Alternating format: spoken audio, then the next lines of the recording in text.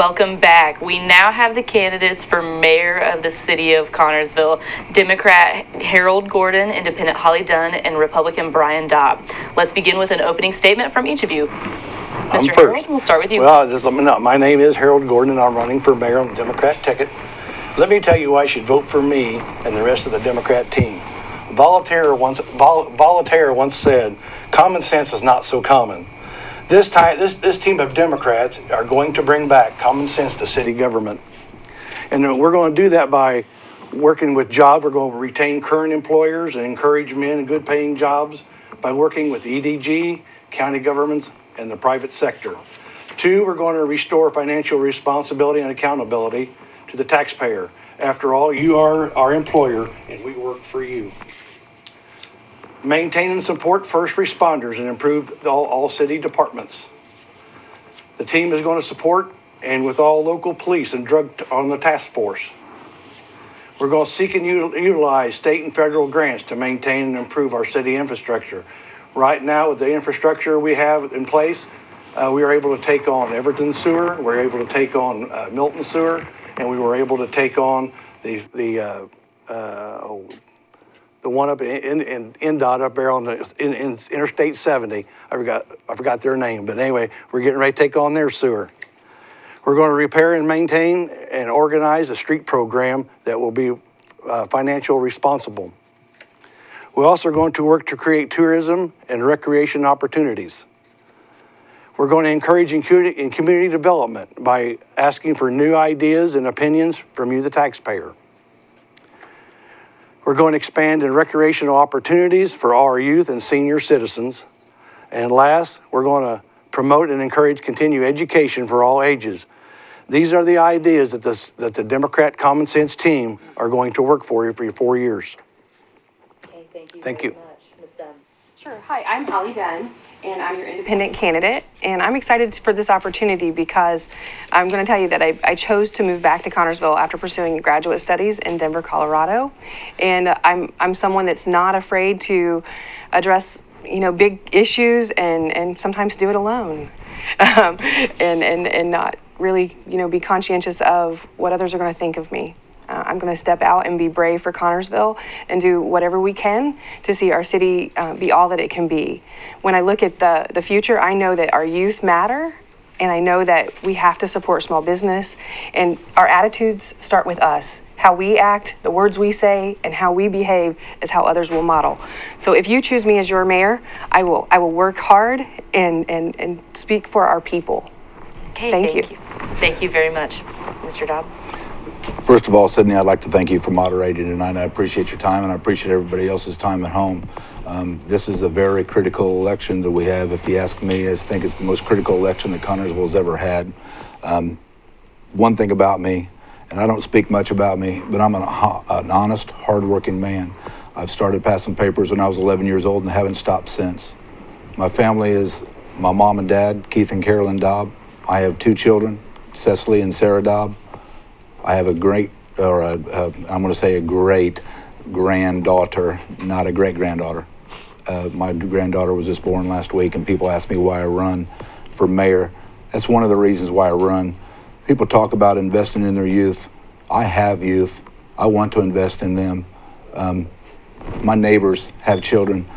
Everybody in this town has children, pretty much. Everybody wants to see their children come back. I'm a businessman. I own a business. I own a mechanical install company that I use local subcontractors. Very rarely do I go outside of town and to be able to use an outside contractor. I promote from within.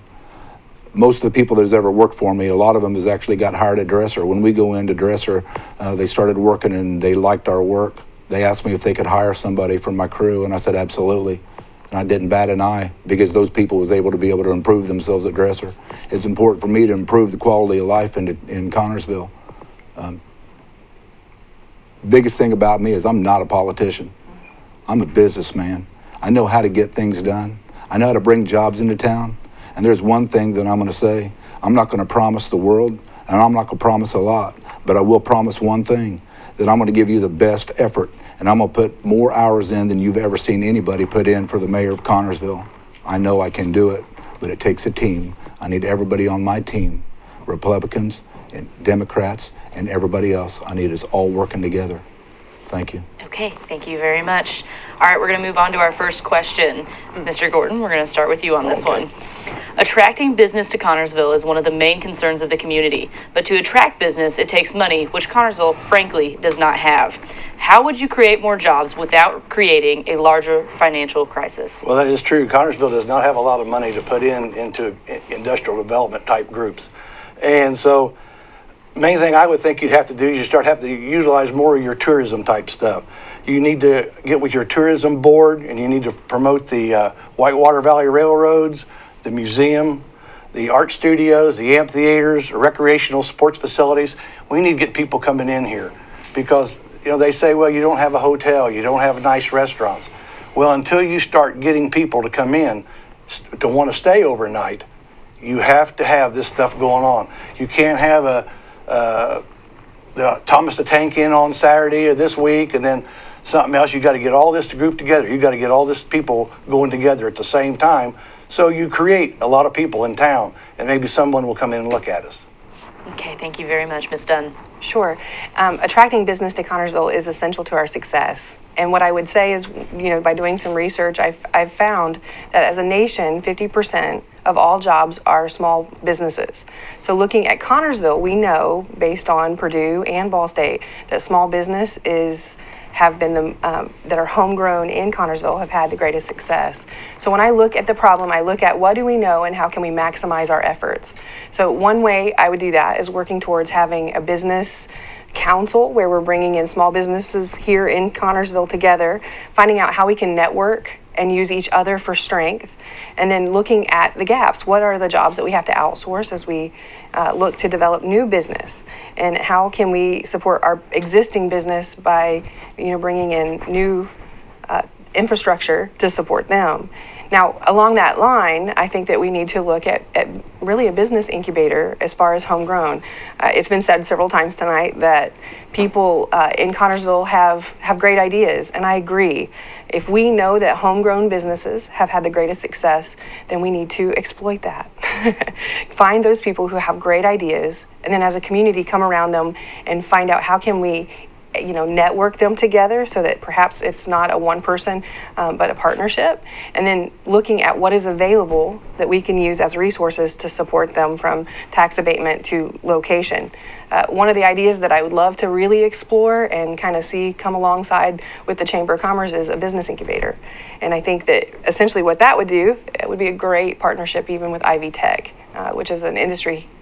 It really is an industry, even if it's an education entity, that we need to support as a small business in our community as well. If we could partner them together, we might be able to see that be strengthened and the resources there partner. So that's just a couple ideas I would have to bring business to Connersville.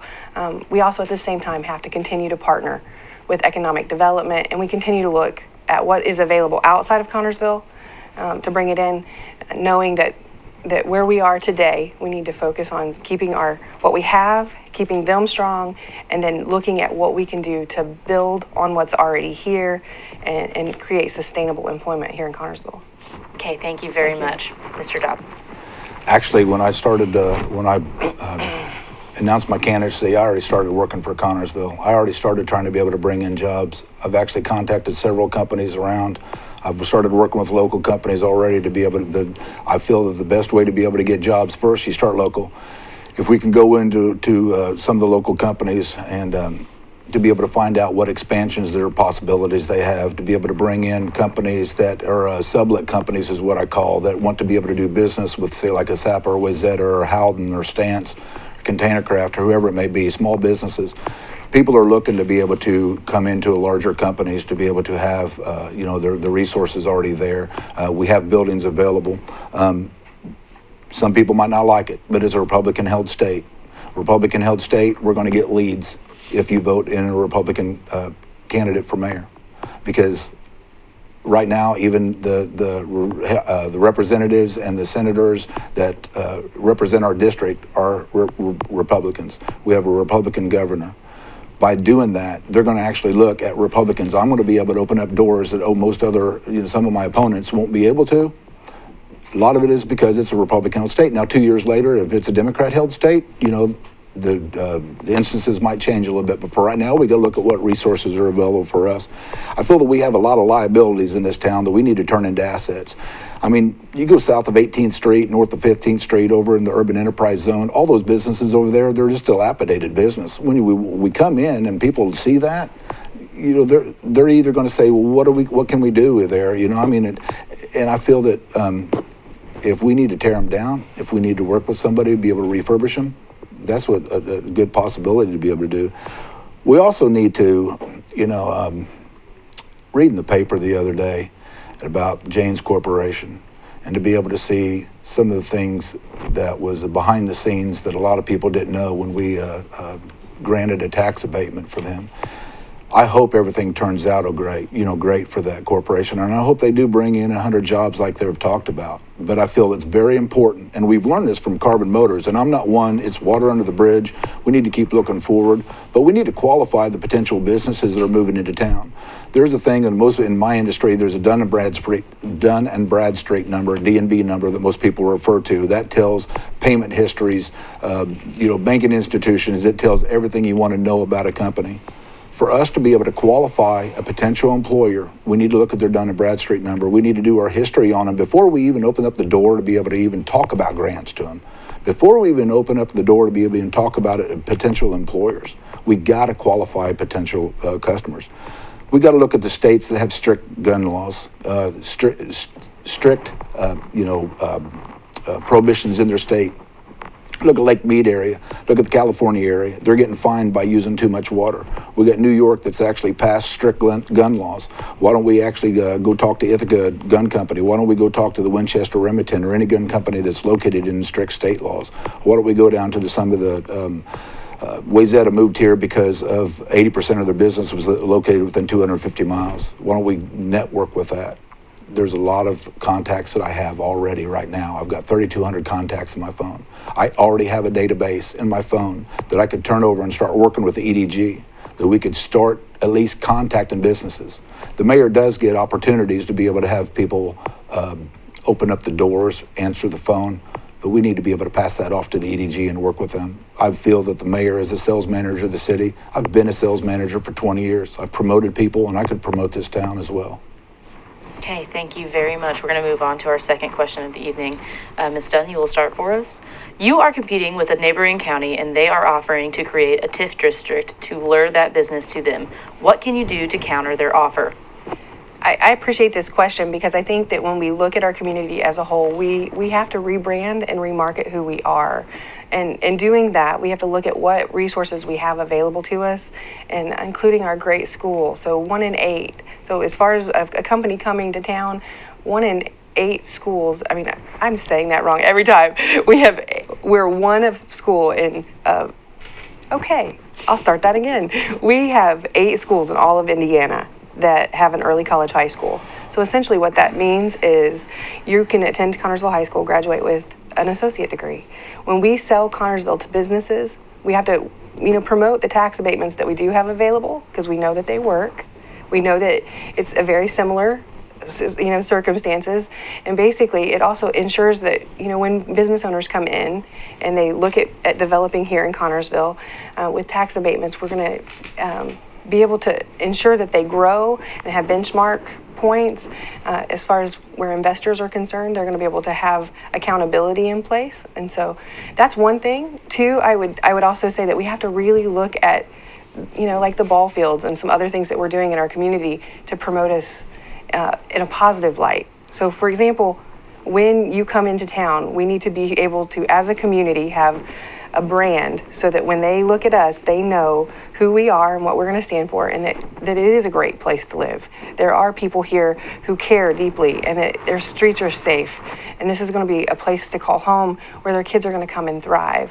And so I think that we can do that as Connersville, but we're going to have to come together as a whole team. Okay, thank you very much, Mr. Dobb. First of all, it's all about retention. We're tired of being reactive. We've got to be proactive to be able to retain business. Nobody's going to even look at us to be able to bring a business here if we can't retain our own. To me, that's number one priority. But we need to promote our resources. We got the best airport around. We got an aquifer that has millions of gallons underneath our feet. We've got the river. We've got the railroad, and potentially we're going to have a renewable energy source in the windmills. People are going to look at that.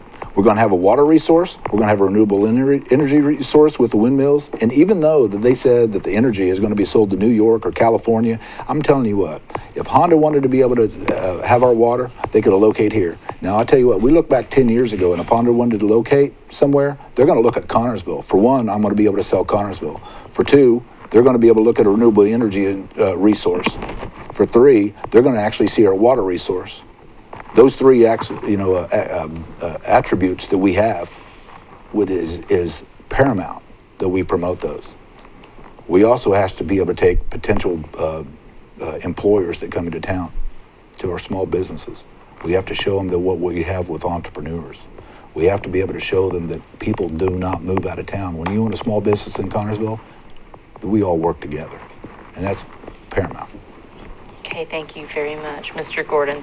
Well, anytime you're trying to attract another business to your town, what they want is they want tax abatements and they want money. And if this business that's located next to our county if they're only being offered a TIF, well, then there's other things. We can offer a TIF, we can offer property abatements, we can machine abatements, we can do that type of stuff. But when a company first starts to locate, they're already looking at all your entities before you even start. So the reason they started in that area first is because that was the area that it had the water, it has the electric, it has all that. So for you to try and entice them over, you need to come up with some stuff that you really got to have. And that's when you'd have to work with your EDG and maybe your private sector to try, because they like cash. A few years ago, we was looking at Autocar, and Autocar located up in Hagerstown. And Hagerstown, we got them. But Wayne County threw another $1 million on the table, and we lost them. So you have to have the resources, and you have to have the tax abatements, because the tax abatements that we offer, about every city, every county offers them. So you really have to come up with something real good, and usually they like cash. And that's one thing that we're short on, but we're going to work to get that going to where it's going to come our way for a change. Okay, thank you very much. We're going to move on to our next question. Mr. Dobbs, you're going to start us off on this one. Do you believe the city departments are adequately staffed? If not, how would you fund additional personnel? No, I don't believe that the departments are adequately staffed. You know, I mean, we have EMS that is trying to be able, is very tight on their schedules. We have fire department that's very tight on their schedules. We have 2 police that monitor the city in any given shift on a Monday through Friday. So I'm never going to be able to say that we're adequately staffed. But now we have to be able to worry about how to fund that. The only way to fund that is to be able to bring in jobs. I mean, that's the primary role. We also have to be able to, one thing that I want to say too, I am not interested in subcontracting any city employees out at all. And I'll look in the camera and say that again. I am not going to be able to subcontract out. I will not subcontract out any city employees. I'm not interested in doing that. We need to be able to keep jobs local. We need to keep jobs here. There's a strategic way of going about this, because we have different buildings throughout the city that I'm not saying that, some businesses might be able to, some departments might be able to coincide. We might be able to have the EMS, we might be able to have the fire department to be able to maybe utilize the same building, not so much the same department. But we have some dilapidated buildings. You know, I did take go to the EMS station, and there's a problem there with the garage doors. Now, if we have to extend the garage doors out to be able to, make sure that we're not going to be damaging our ambulances backing in, we need to take a look at that. But it's going to cost money to do it. Again, it all boils down to jobs. If we don't have jobs coming into town, if we don't build our property tax, and we don't have people going to work, and people's not going to be able to contribute to the society and the quality of life in Connersville, it all boils down to jobs. And that's what I am. I'm a jobs candidate. All right, thank you very much. Mr. Gordon. Okay, let's see here. I was paying attention to something. What was the question here? What was I'm doing? Do you believe the city departments are adequately staffed? If not, how would you Okay. fund additional personnel? Okay, I believe that it would be after the exit audit, because right now, I would be meeting with the department heads to get their input on staffing levels, equipment, training, look at other parts of the budget, because you can't go around doing things without knowing exactly where you're at in your finances. But it would be something to look at in the future, because I think we might be able to do something, but until we get down into the budget of it, I probably at this time I can't say anything until after the budgets are and after the audit. Okay, thank you very much, Ms. Dunn. I would say, no, we're as lean as we can get with our emergency responders. I've actually visited each of the departments, and I would say that we have some of the best first responders that we could ever ask for, and I think that cutting them any lower would be a detriment to our city. Now, at the same time, I think when we look at this question, like when we look at how do we fund adding more in the future, I know that there's grants out there that seem like they make sense. At the same time, as a city, we have to be able to match the funds. So just because they're available, it doesn't mean that we have the resources available to do our portion of it. So I think we need to really look at how can we maximize our efforts. And one I would say, and I know it's a very complicated idea, is using our EMS as some transport. I think that actually brings in money, and if they are willing and we are able and can work in collaboration with the hospital, that would be a way of creating revenue, because the EMS department actually does bring in money to help compensate the cost of them. So yeah, that's basically the idea I have at this point. It doesn't mean that we don't look for matching fund grants that will work together. So if we find a grant that will cover this half, can we find a grant that will cover the other half? And then, and like Mr. Gordon is saying, hopefully our community will improve economically for the future, that we don't run into this type of problem. But for today, those are the kind of ideas that I have. Okay, thank you very much. We're going to move on to our next question. Mr. Gordon, you'll be starting us off. Our community is facing a serious drug abuse problem. How would you address this crisis? Well, at this time, I would continue to support our local task force, the city police department, the county deputies, and Indiana State Police in their efforts to combat it. Also implement rehabilitation facilities, maybe rehabilitation facilities to help them venture to our community as productive citizens, help the addict come back into the workforce. But it takes a lot of money to do these things, and that's one thing the cities and the counties, we need help, and we need help from federal and state levels. Indiana's sitting on a $2.2 billion surplus, and yet the cities and the counties are struggling to make it. We need Senator Leising and them to get some of that money down in here on this, because this is a big problem. But until you get the big people to step it up to it, like the state, they need to step up to the plate and come down here and help us. Okay, thank you very much, Ms. Dunn. So the drug problem has been something that's been near to my heart since moving back to Connersville.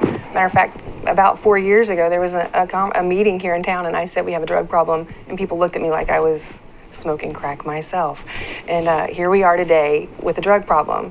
Now, what have I already done to be involved in solving that problem is early on I got involved in the drug coalition, and as a nonprofit myself with the Haven, we've looked for curriculum that is data driven, that shows that it makes a difference.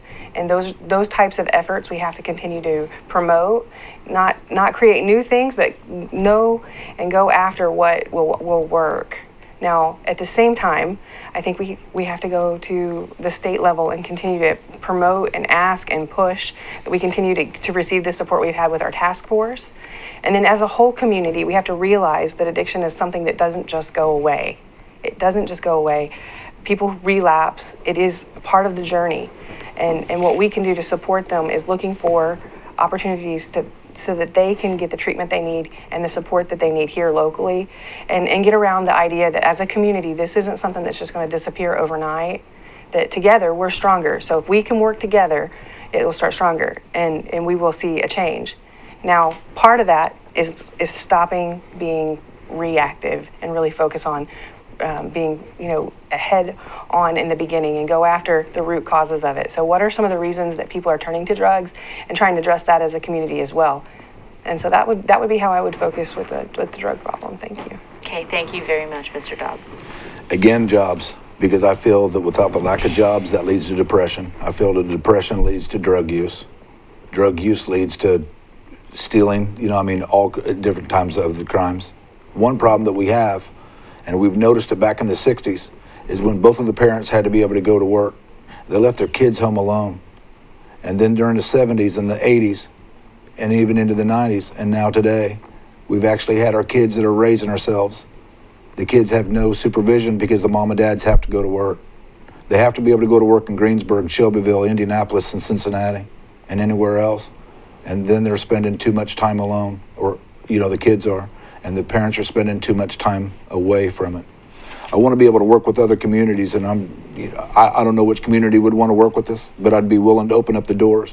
One problem with intervention is that they get arrested, the very next day they're out again. Now, we need to be able to work with, let's say Portland, Winchester, Frankfort. We need to be able to work with those communities and be able to send the drug addicts that we have here that want rehabilitation, send them up there to an abandoned school, let's say, like we have Orange and Waterloo and Alquina. They could send theirs down here, have it more of a secure facility to where their friends can't come in, to where their parents can't, bring them stuff because they feel too sorry for them. Where it's more of a secure facility to where they actually can't leave when they sign themselves in. Louisville has a program right now, and several other larger cities have a program to where when you sign yourself in, you don't get to leave. It's through the whole program. And, I've done the intervention. I know what it's like. It's hard. And to be able to work with them day in, day out for years. I lost a job once because I did it, and it's tough. I feel that we need to have neighborhood watch programs because neighborhoods watch out for each other and families watch out for each other. It's actually going to start curbing drug problems. Somebody else mentioned drug coalition grants. There's grants out there for it. We write grants for it now. Any grant that we could have at all. I would be more interested in writing grants for drug abuse, drug rehab, and drug coalitions than anything else. I'd want to be able to make sure that our grant writer now is on it, and she is on it. We also have other people that's working with grants as well. We need to be able to coordinate with that. The biggest thing that we need to get, again, is teamwork. Everybody needs to get involved. If you want to close your doors and you want to close your blinds and not care about what's going on outside, then don't complain about it. If you're willing to open your doors and be able to work with your neighbors and work with your families on it, that's when we solve problems, when we start working together. Okay, thank you very much. We're going to move on to the next question. Ms. Dunn, you'll start us off on this one. The city is currently operating under a financial emergency plan to reduce spending in order to continue to operate in the black. What is your plan to address the financial emergency? Okay, so first off, I think that had we not been really prepared to cut back at overtime and being really proactive that way, I think we would look worse than we do right now. I will say that we have to, when it comes to the budget, we're going to have to really look at it when we first get in there. I think that, it's one thing to see it. I know it's available. It's available at the courthouse. It's available even by just request. I think it's another thing to actually see where things are and what's in the pipeline and what's coming down the line. So when I say that, I mean, like the water and sewage separations and the things that are coming in the future. I think that will really determine how we have to move forward. So to say that we lift a financial emergency, I think is probably premature. Now, what I will say as a community, I think that there are some grants and some other things that are available. I don't think they're going to just save us.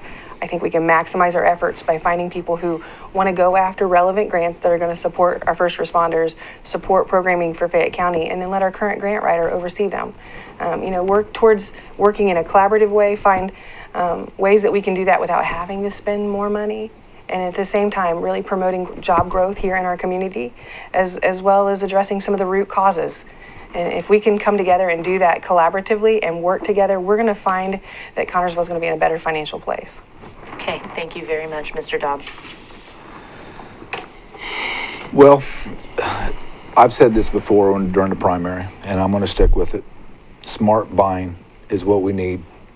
We cannot allow our people to be able to go wherever they want, to be able to buy whatever they want and take the rest of the materials that we buy and put them in a truck. I agree with the centralized purchasing agency. If somebody can come in and guarantee that we're going to be able to save 15, 10%, let's say we look at a central purchase agency, they come in and they're going to guarantee us a 10% savings. We got a $13 million a year budget. That's a $1.3 million a year savings. We give them 5% of that. We give them $600,000. That puts another $600,000, $650,000 back into our pockets. $650,000. We already talked about the lack of the emergency responders. That helps fund it. We talk about the city police that don't have the cars, adequate enough to be able to get where they need to go, and they can't trust the cars because they're getting too old. That helps fund it. We also hold our department heads accountable. And I guarantee it, I will hold my department heads accountable. Because one thing that I appreciate them coming to the city council meetings, but one thing I don't like hearing is how many runs we did, or how many people we had on overtime, or how many people, was on sick leave. I want to hear cost savings ideas. I want to be able to know what they're doing to be able to plan for the future. If I give them a budget, I want them to stick by it. I don't want them to come back in August and be able to tell me I need more money. To me, that's unacceptable. The people of Connersville are going to trust me with a $13 million budget. I'm not going to come back to them and ask them for more money. That is totally irresponsible. I'm not saying the department heads are irresponsible, but I want to be able to make sure our department heads know they're going to be held accountable. I haven't even talked to anybody about being a department head, but one thing that I'm going to do when I get into the departments, I want to be able to look at each one. I want to make sure that each department head is going to hold their heads up high. They're going to be respected by their constituents. They're going to be able to make sure that they run the department the way it needs to be ran, the way it hasn't been ran, maybe, in a long time. Thanks. Thank you very much. Mr. Gordon. Well, on that, I think I would have to wait until the exit audit and reevaluate our expenditures versus revenue and make changes accordingly. It's not going to change overnight. So when you walk in there on that January 2nd, what it is what it is. And you're just going to have to really sit back and take a hard look at it. And you are going to have to talk to your department heads, whoever they are. You are going to have to talk. You're going to have to work with the clerk treasurer. You're going to have to work with the city council because they're the ones that set all the budgets. All the mayor does is enforcing that budget. He's enforcing the laws of the council passes. And it's going to be a hard job for him because he can only spend what the council gives him to spend. He can't increase the budget. He can decrease it by watching his spending. But it all boils down to what your your dollar amounts are when that first day you go in there. And you got to see where you're at.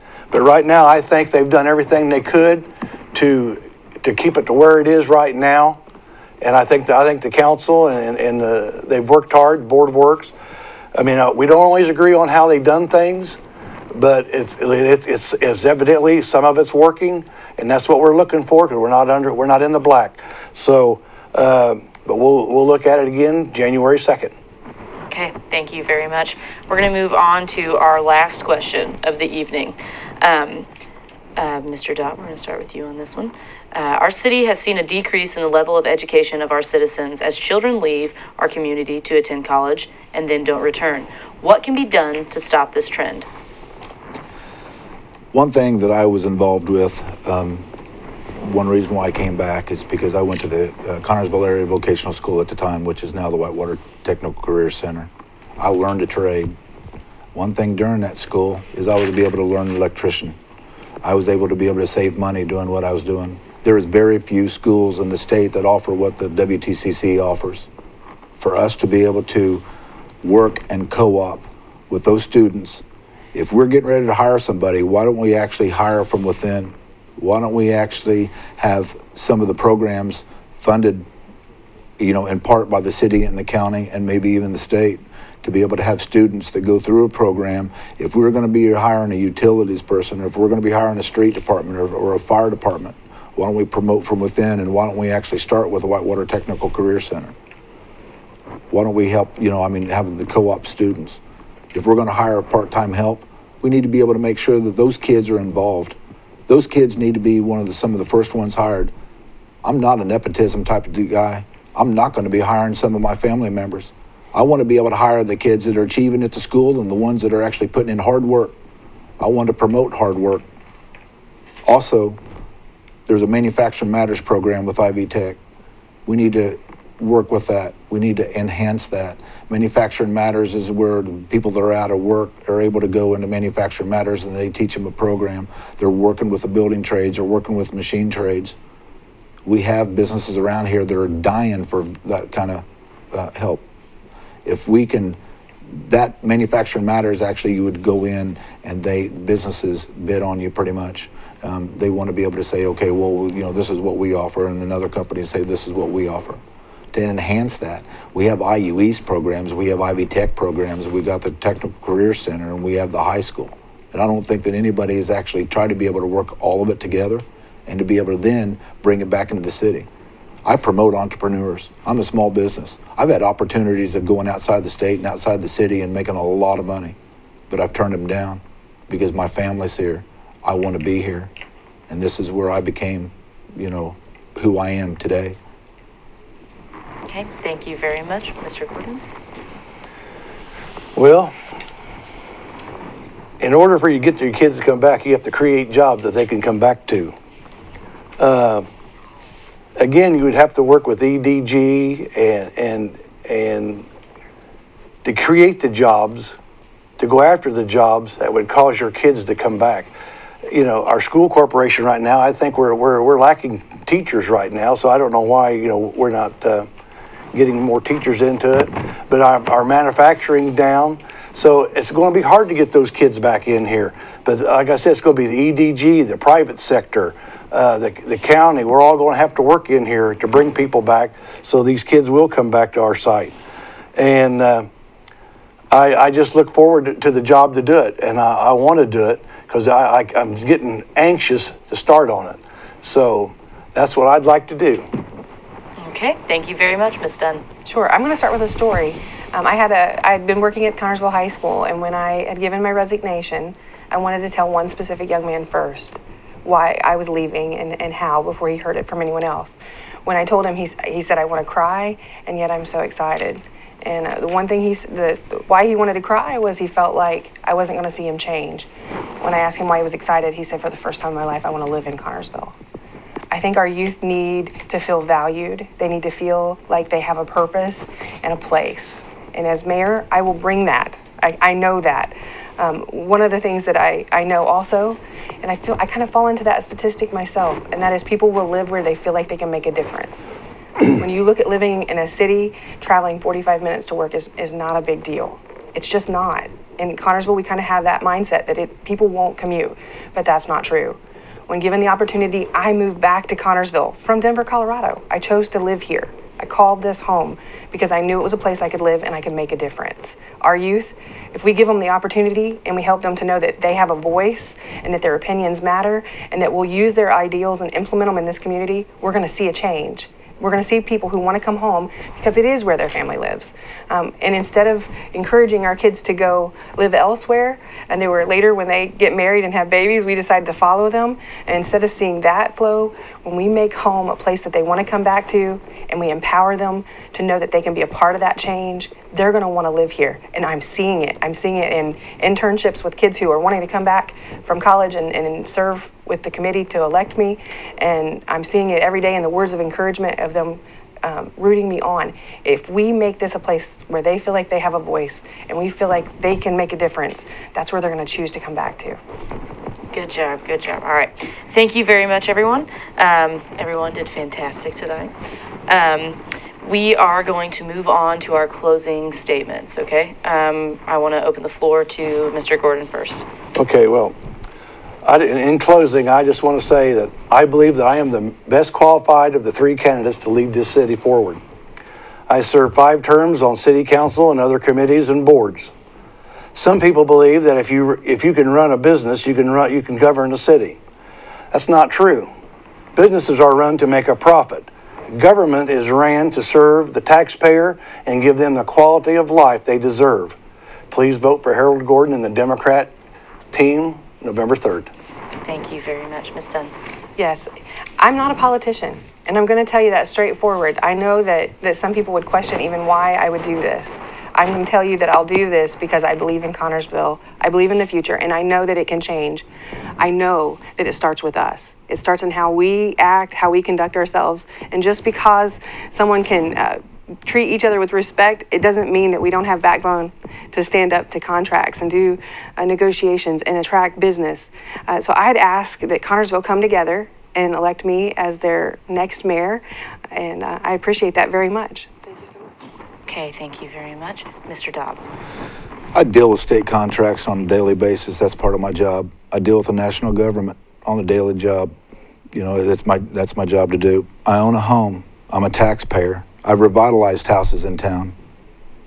I know what the quality of life needs to be in town. I've invested in Connersville. I continue to invest in Connersville. I always look for ways to invest in Connersville. I was born here. I was raised here, and I'll die here. I own a business in town. I know what to do. I know how to bring businesses into town. And I want to say one thing too. I hear a lot of rumors about me, and I don't appreciate them. For one, is because if somebody's going to expend the time to talk about me, I wish they'd take the time to talk with me. Sit down with me. I'm not going to lie to you. Like I said at the beginning, I'm an honest man. I have nothing to hide. And there's three things I believe in. I believe in my God, I believe in my nation, and I believe in my city. And I'd appreciate your vote. Come November 3rd, please vote for Brian Dobb, Republican candidate for mayor. Thank you. Thank you very much. Thank you all for being here tonight. Thank you for sharing your opinions and what you're going to do for our city, for our town. Okay, thank you for joining us this evening. I would like to remind everyone that Monday is the last day to register to vote. Also, Tuesday, November 3rd will be Election Day. Please go out and vote. The polls will be open from 6 a.m. to 6 p.m. From the TV3 studio in downtown Connersville, we would like to thank all of the candidates for being here this evening, and remember to get out and vote on Election Day. Good night.